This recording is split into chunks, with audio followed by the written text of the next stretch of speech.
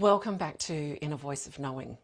This is a really important topic, and one that years ago, I can't even remember now, it might have been in my late 20s, early 30s, by learning to witness myself, by observing others, by understanding energy, I called this process the gathering of the army, when really what we need to be doing is seeking out truth speakers, or as I also like to call them, wisdom keepers.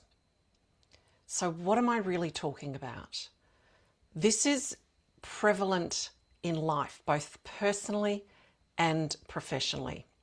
We've all done it, so everyone has to put up their hand at some point, regardless of age. And we behave like this, or we respond like this because of things that are triggered, that sit in our unconscious. Because if you choose to gather your army and you have conscious awareness around certain triggers that you have, then you're making a conscious choice. But generally this is what happens, and this is why it's so important to stop and do the process of what I call turning the vision inwards when we feel triggered, when we feel reactive, when we feel defensive, when we're angry and passing judgment.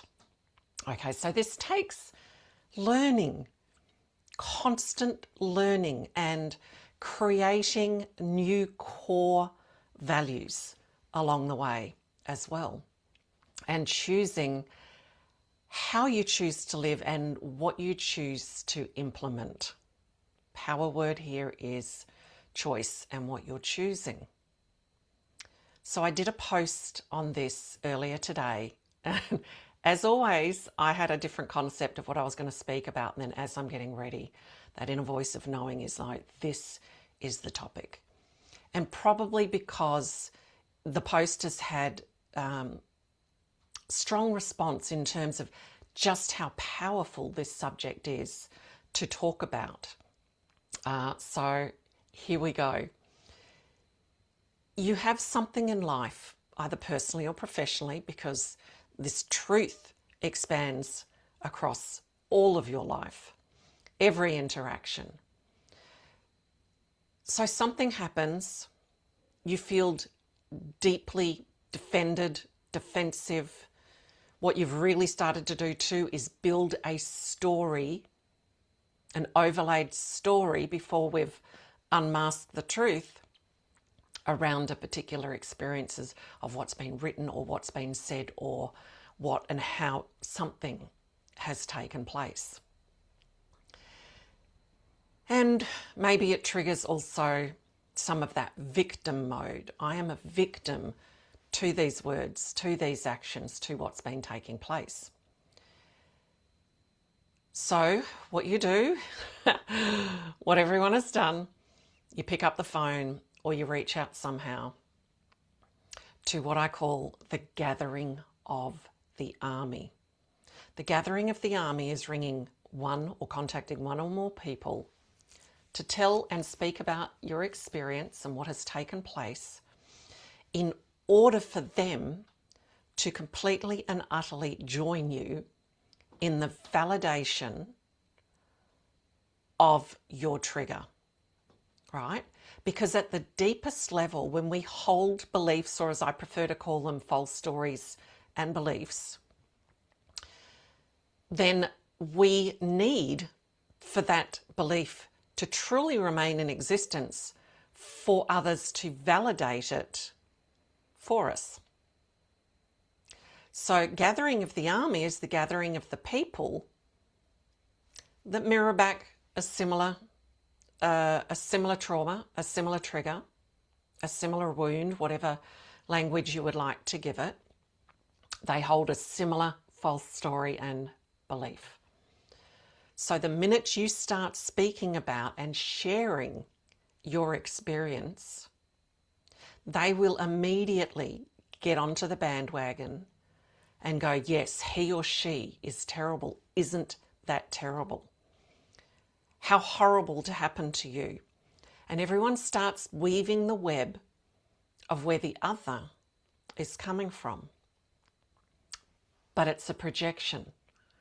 It's not an energetic observation and understanding. It's a projection. And the projection is required. The story is there to validate your reactiveness, to validate how you are feeling. And this is not about denying and suppressing and saying that your feelings or that your reactiveness is wrong.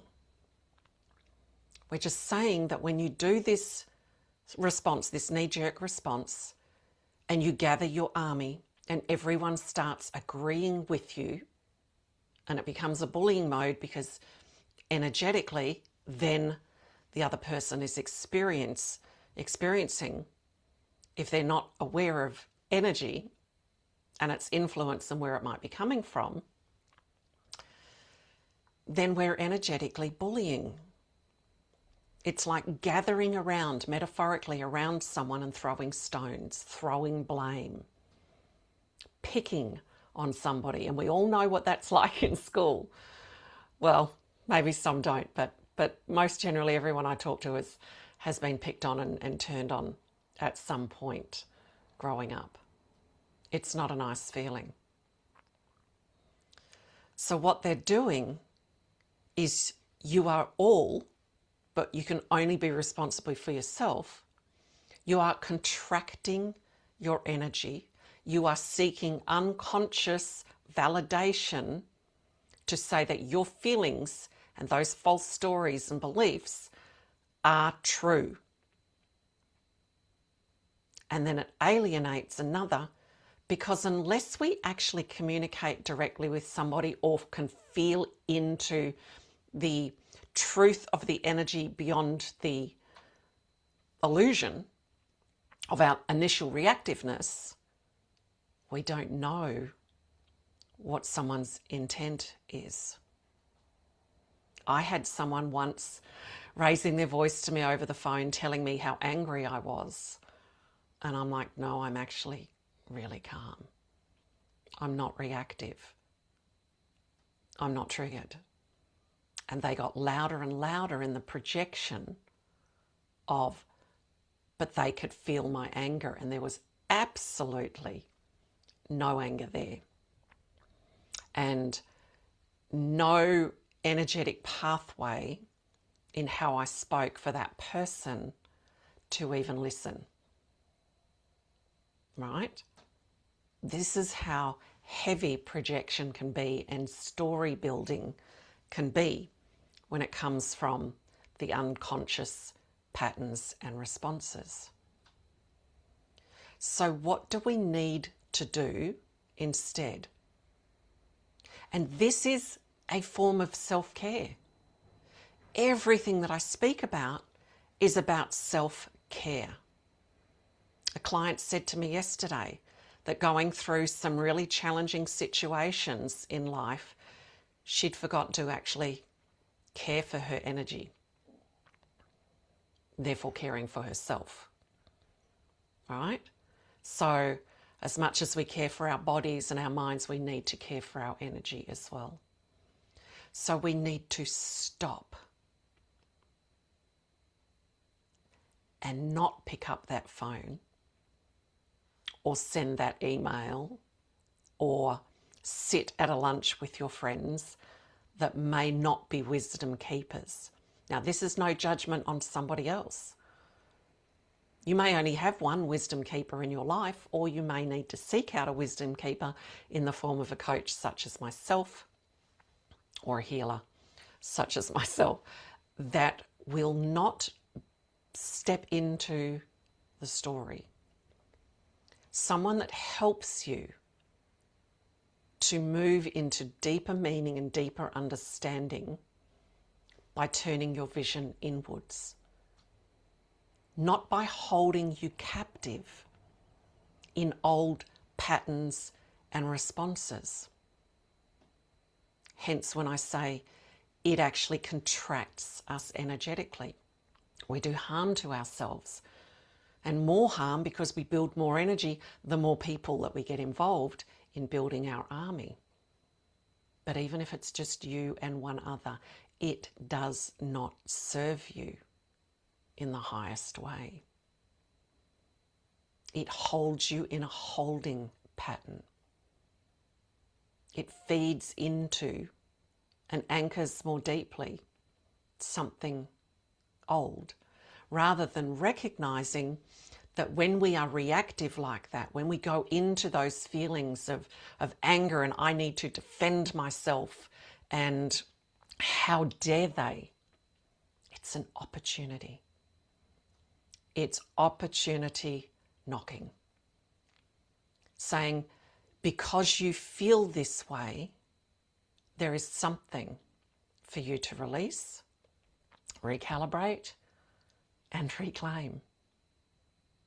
So how do we do that? First, we stop and we recognize it. Then I have a couple of wisdom keepers in my life. If they're not available and I can't deal with this myself, because a lot of this I can deal with myself as well, because I've been doing this a very long time. I've got a wisdom keeper in my husband, and I've got a couple of close friends that I know are wisdom keepers. And I've got a particular person that I go see for healing. A couple of people that I know are wisdom keepers. They're not part of an army. They're lantern holders, wisdom keepers, truth speakers that will develop and look at everything from a greater perspective. I might ring one and I might vent. And I might need to say, I'm just doing a shadow vent, right? Because we're not asking you. I'm not asking you to suppress anything. But by naming it as a shadow vent and knowing when they contact me, when they're in that emotional state, and I know that they're wisdom keepers, so I know that they may not have said it, but they're doing a shadow vent, which means feeling honest to that emotion that's there, expressing that it feels unjust and all the rest of it, because they're purging it out of themselves. That part in the shadow needs to feel heard, needs to have a space to come out and be heard and seen and loved, not held captive. And then the questioning will come, the deep questioning. Either you do this for yourself, or the wisdom keepers will start asking questions. What are you really feeling? What's really going on? What's been triggered for you? Can we find the gift in this?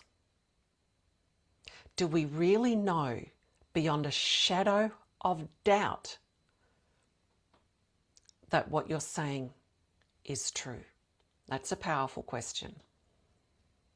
So, do I really know, if I'm saying it to myself, do I really know beyond a shadow of a doubt that this is what this person has done and where they've come from, what their intention has been? And why? Why do I feel so reactive? What within me needs to be noticed? What within me needs to be recalibrated within the nervous system? What is the truth of my reactiveness? I think you get the drift. Asking these powerful questions that are starting to turn our vision back inwards, no longer projecting. You might do some things like the breathing in the nose quickly twice and then letting that breath out, or the heart intelligence breathing. The breathing in for 4 with 4 anchoring words. I listen to source, or I feel calm now. Holding that breath with those 4 words, dropping the jaw and releasing that breath with those 4 words, and breathing in this cyclical 4-4-4 pattern, aligning with words that calm the system. Or like I said, the double breath in through the nose, big long breath out. What I also do is the breathing in of beauty.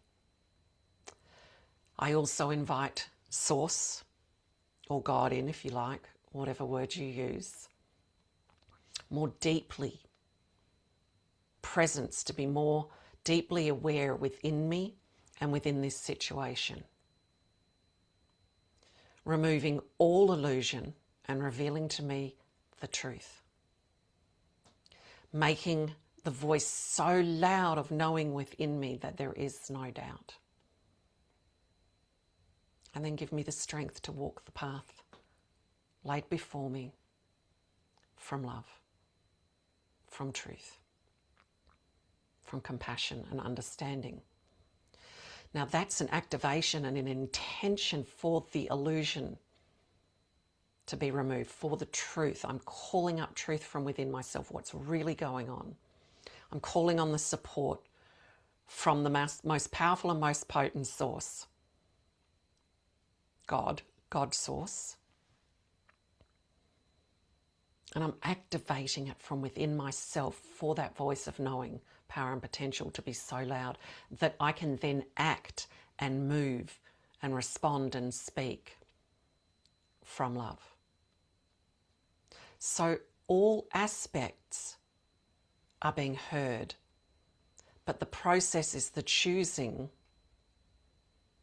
to find the gift in the opportunity. And the opportunity within this adversity for ourselves to heal, if you like, to expand our energy, to reclaim more that exists within us that is hurt, that needs to come back into remembrance and realignment, brought back into love, compassion, understanding, and therefore the forgiveness, as you'll hear me say. And my wisdom keepers will hold space for me or ask those questions to me. And then if it requires a verbal or a written response, because some things as you unmask within inside yourself, it's just like this is done within me now. Because at the end of the day, it doesn't also matter what the other person's intention was if you're not willing to communicate and find out and receive and accept that. Because it may have come from a beautiful place, but because of lenses that we wear, it could be a gift that had been handed to us.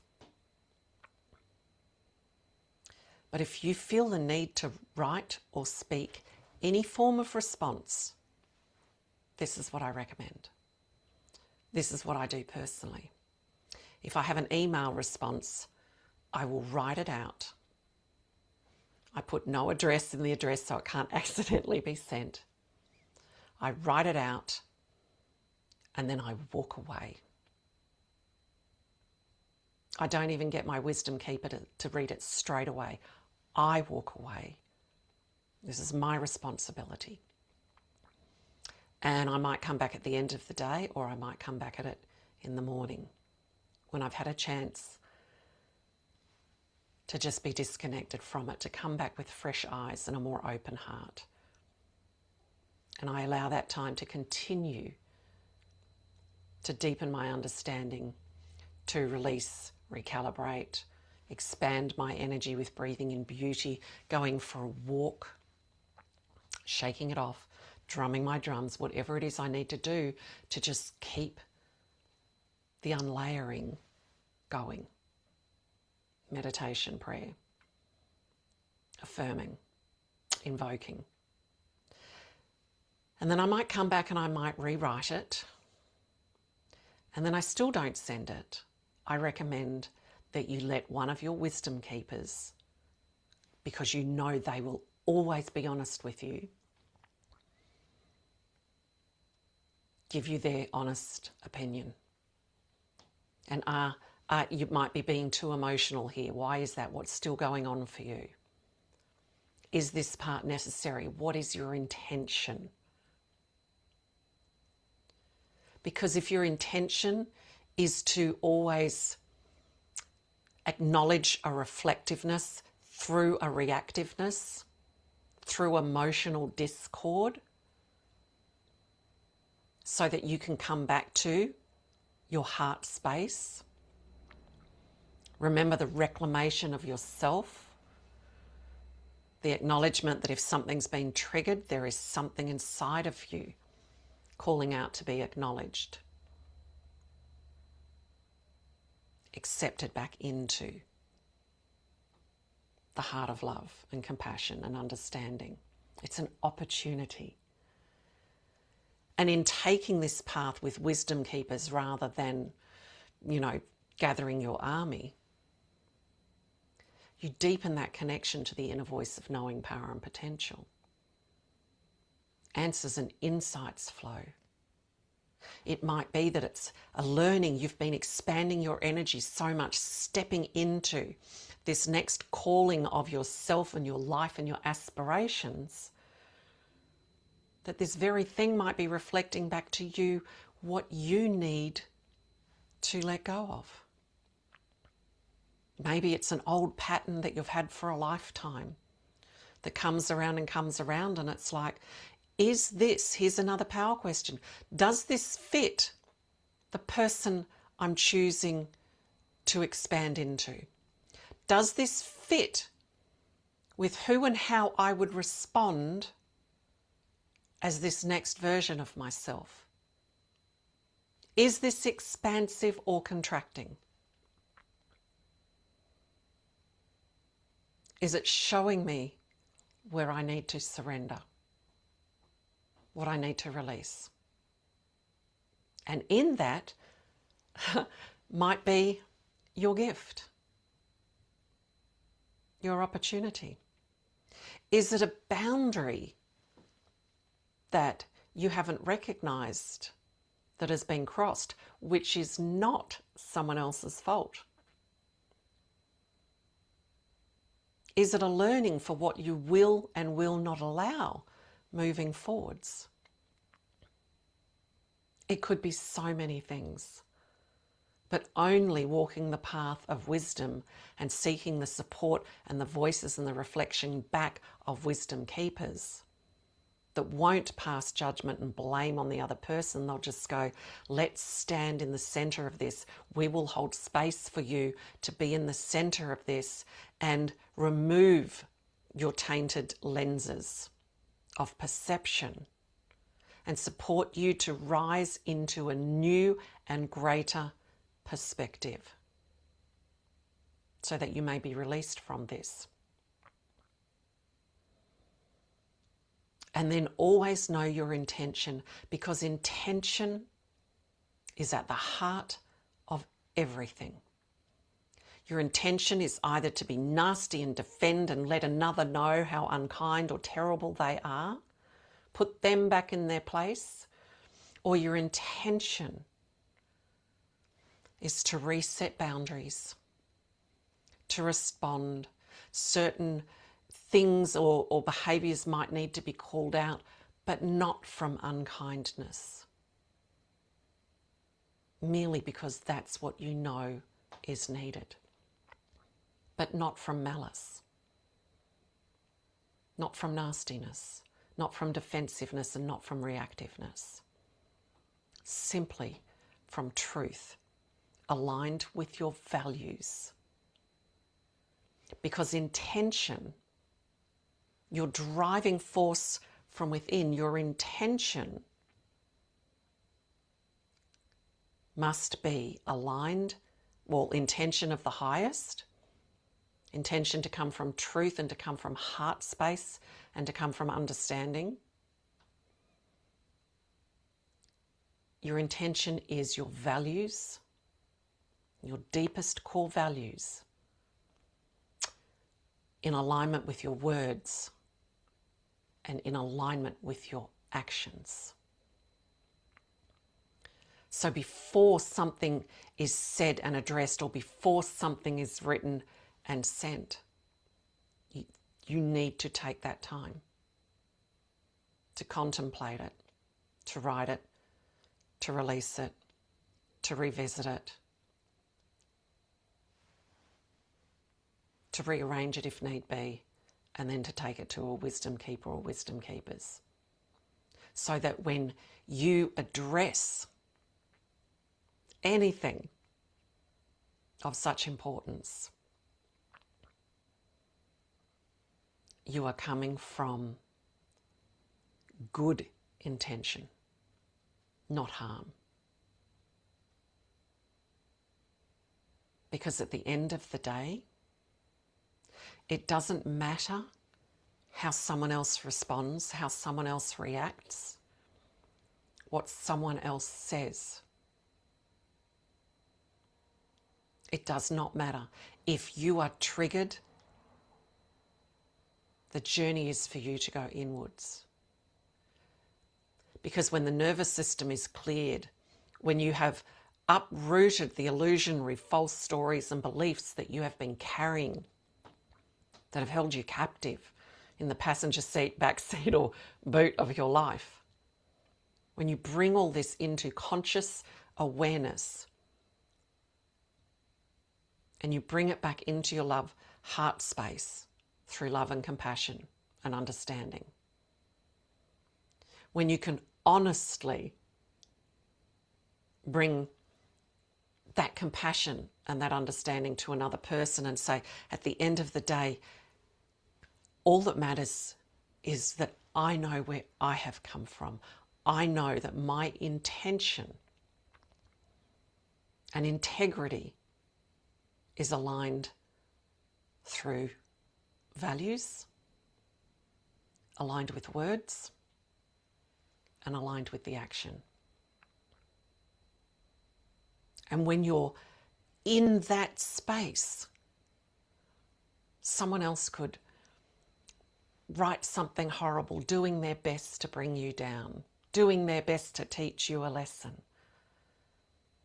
But when it does not affect you and you just read it going, or you just let it land and you feel like you're in that place of witnessing,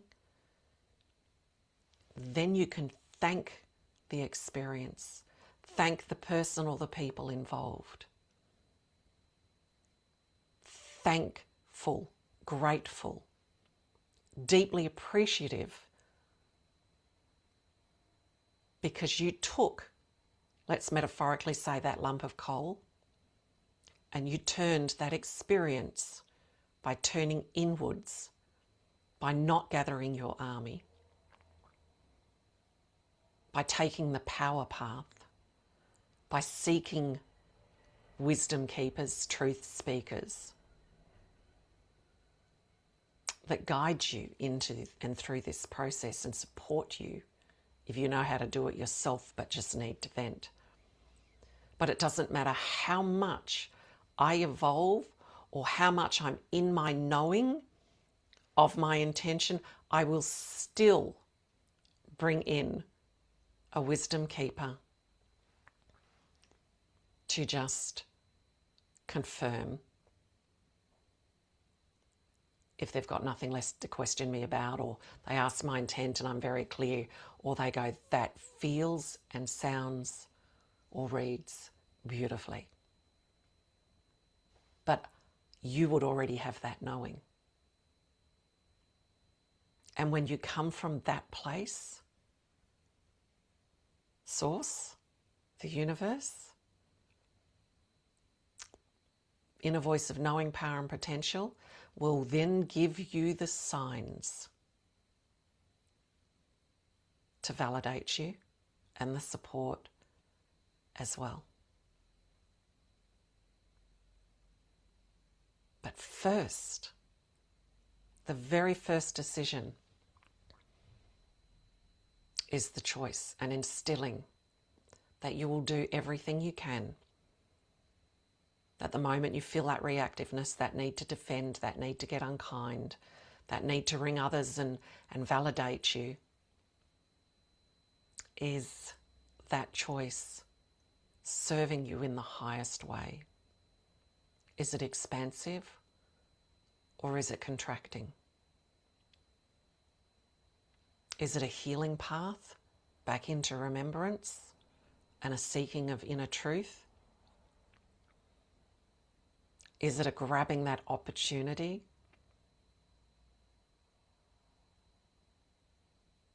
Or is it diminishing you? Is it holding you captive? Is it holding you small? Now remember, love, compassion, and understanding. So if you have reactiveness, if you send something and then you regret it, you can still do the work.